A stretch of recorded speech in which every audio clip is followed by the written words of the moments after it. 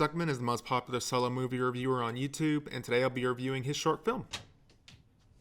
Hey, Melanie. I really like this opening bit. The music, dialogue, and acting all give off a pretty professional vibe. I definitely smirked at the better than Schindler's List quote on the poster, and the girl who plays Melanie is really good. Why the change? But I feel like the cutaways need to be cut. I don't think they're funny, some of them come one right after the other, and this one completely ruins the serious tone that was just set. Well, I mean, it's not like you've never won anything before.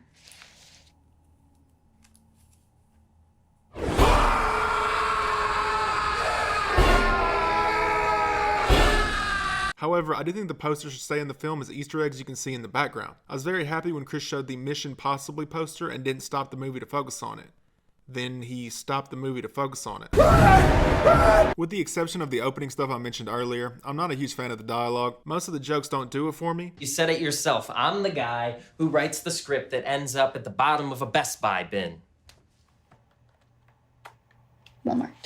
Same thing. And some of the serious lines just don't come off right. I want to make a movie that people watch over a fine glass of wine, not a stale bag of popcorn. After the Mr. and Mrs. argue for a while, it's revealed that they used to be boyfriend and girlfriend, and it plays exactly like a reveal in a short film. You know, this right here, this complete lack of perception is exactly why I broke up with you in the first place.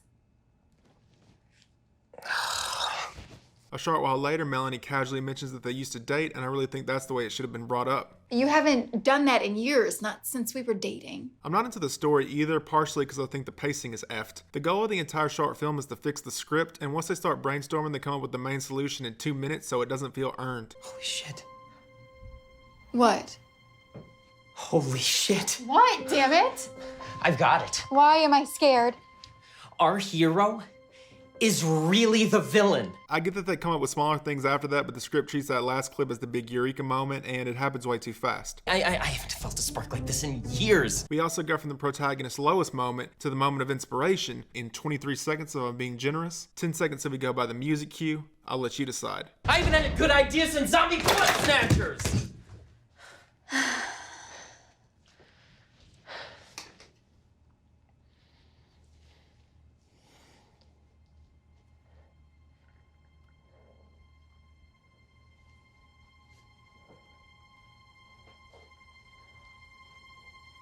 Do you remember that afternoon? Either way, the tide turns so quickly it doesn't even feel like a payoff, and it guts the plot. I do like Chris's general idea to leave it open to interpretation whether or not they end up together, but I think there needs to be more of a focus on their relationship for it to have any emotional effect. I feel like things should go, we aren't going to get back together. We are. But remember this thing? Maybe we shouldn't. And back and forth until a clear resolution or lack thereof. Instead, the film ends with them reading lines from the protagonist's script and them talking about what the ending of the fake movie should be as the real movie is ending. Felt cheesy to me. Well, I think you have two options.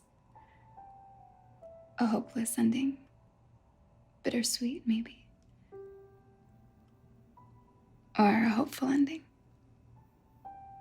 With a hint of redemption for him.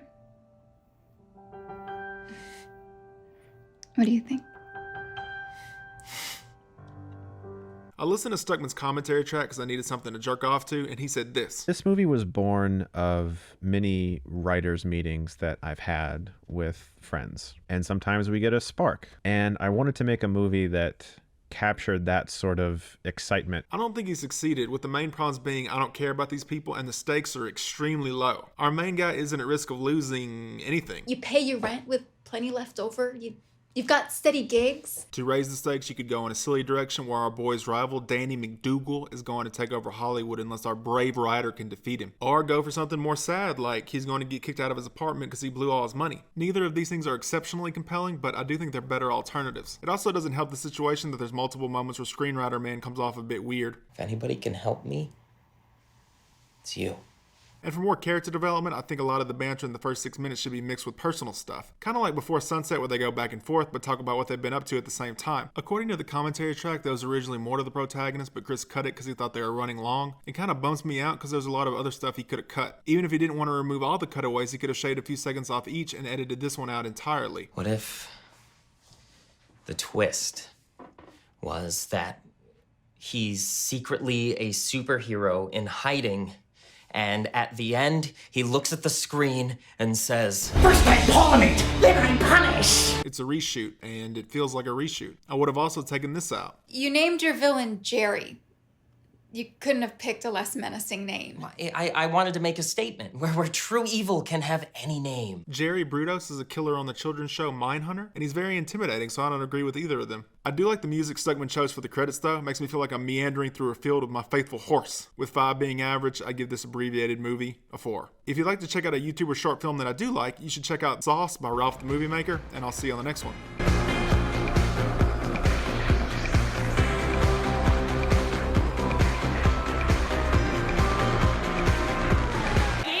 We have been gamers. We have been gamers forever.